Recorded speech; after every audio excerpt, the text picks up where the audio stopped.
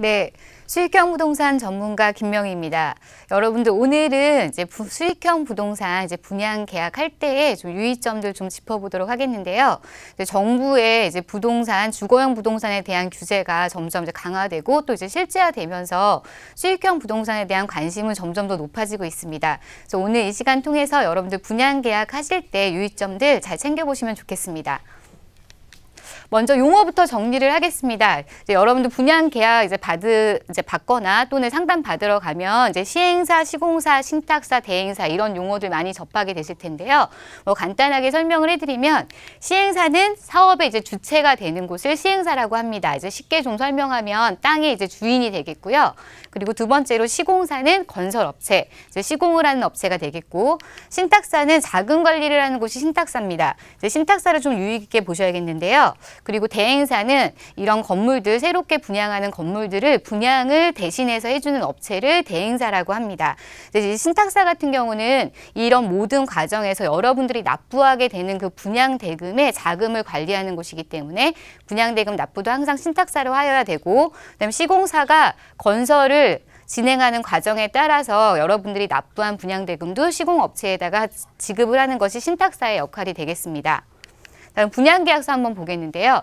분양계약서를 보시면 이제 어느 분양계약서든지 뭐 내용은 좀 다르겠으나 이렇게 고유번호라는 게 나타납니다. 이 고유번호가 똑같은 원본을 표기하는 게 이제 두 부가 되겠고요. 보통은 분양자가 한 부를 가져가게 되고 나머지 한 부는 신탁사 또는 시행사에서 보관을 하게 되고요. 시공사. 그리고 여러분들이 만약에 중간에 분양권 매매를 해서 명의 변경을 하게 되는 경우에는 이 원본 두 개를 동시에 명의 변경을 하게 됩니다. 자, 내용 한번 보시겠습니다. 안에 보면 저희 분양 계약을 받고 나면 그 안에 이제 표기되는 내용의 가장 기본적인 게 전용 면적, 그리고 이제 분양 면적이 되겠고요. 그다음 대지 지분이 표기가 됩니다. 그리고 유심히 보셔야 될 게 이제 토지비가 나오고요. 그다음에 건축비가 나오고 이 건축비에 10%에 해당되는 부가가치세가 나옵니다. 그래서 이 세 가지를 합쳐서 총 분양대금 또는 공급대금이라고 저희가 부르게 되겠고요.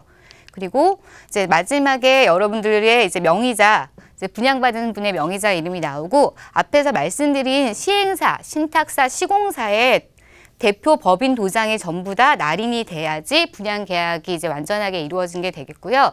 아까 앞서서 원본이 두 부가 존재한다고 말씀을 드렸는데 그렇기 때문에 항상 이렇게 계약서에는 간인이 다 날인이 돼야 됩니다. 역시나 명의 변경을 하고 나서도 이 모든 간인이 날인이 돼야지 마무리가 된 것인데요. 마지막 장에 보면 권리 의무 승계 내역이라는 게 있습니다. 여러분들이 이제 명의 변경을 하고 이제 분양권 매매를 했을 때 여기 양도인, 이제는 부동산을 파시는 분, 양수인, 부동산을 매수하시는 분의 인적사항이 전부 다 적히고 역시나 갑, 병, 정 해서 시행사, 신탁사, 시공사의 도장이 모두 날인이 돼야지 분양권 전매에 관한 명의 변경이 마무리가 되는 것입니다. 그래서 이렇게 확인을 하시면 되겠고요. 그러면 이제 분양대금 이제 저희가 계약서 할 때 체크해야 될 사항 한번 보겠는데 먼저 납부 조건을 확인을 하셔야 됩니다. 저희가 보통 새로운 물건을 분양을 받을 때는 뭐 계약금 10%에 나머지 중도금은 무이자라든가 또는 중도금 첫 번째 10%는 직접 납입해야 되고 나머지 중도금이 무이자라든가 이렇게 건물별로 물건별로 전부 다 납부 조건이 다르기 때문에 납부 조건을 반드시 확인을 하셔야겠고요. 그리고 나서 분양대금의 납부 주체.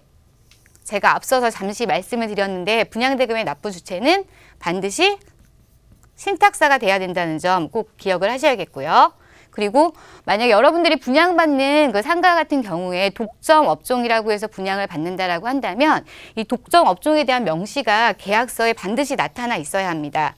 특히나 내가 분양을 받는 분양 계약서뿐만 아니라 그 해당 건물에서 발행되는 모든 분양 계약서에 어느 호실은 독점업종으로 약국이다, 뭐 편의점이다 이렇게 명시가 정확하게 되어 있어야 법적으로 효력이 있다는 점을 기억하시면 좋겠고요.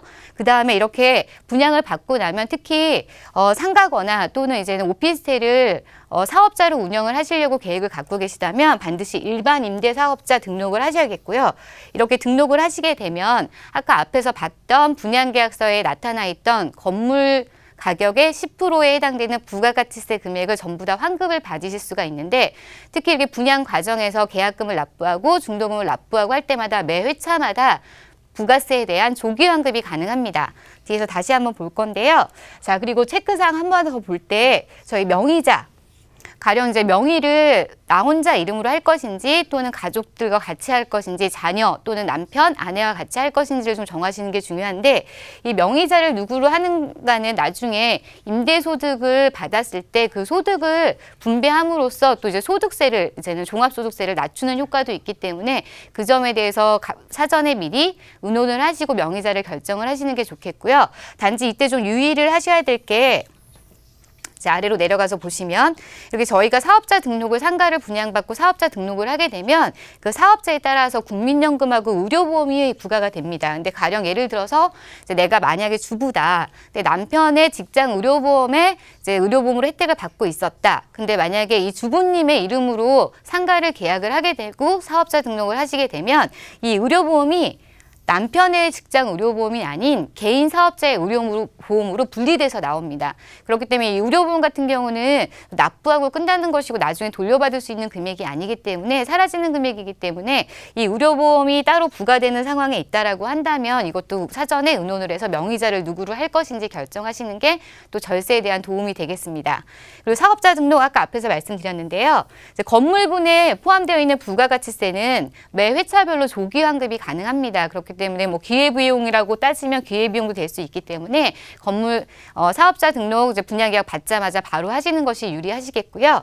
그리고 이렇게 해서 나중에 임대를 받게 됐을 때는 부가세 신고를 매년 1월과 7월에 신고 납부를 하셔야 됩니다.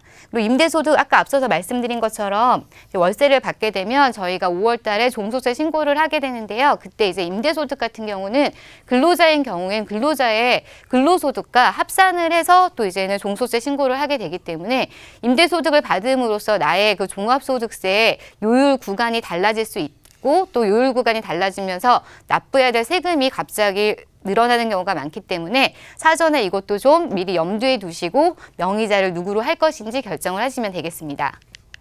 자, 이렇게 해서 오늘 분양계약과 관련된 내용들을 좀 짚어봤는데요. 미리 사전에 계획을 하시는 것이 결국은 수익하고 연결이 된다는 거 좀 기억을 하시면 좋겠고요. 다음 시간에는 저희 이렇게 분양권 전매할 때 조금 더 자세하게 주의해야 될 사항들 짚어가면서 강의 준비하도록 하겠습니다.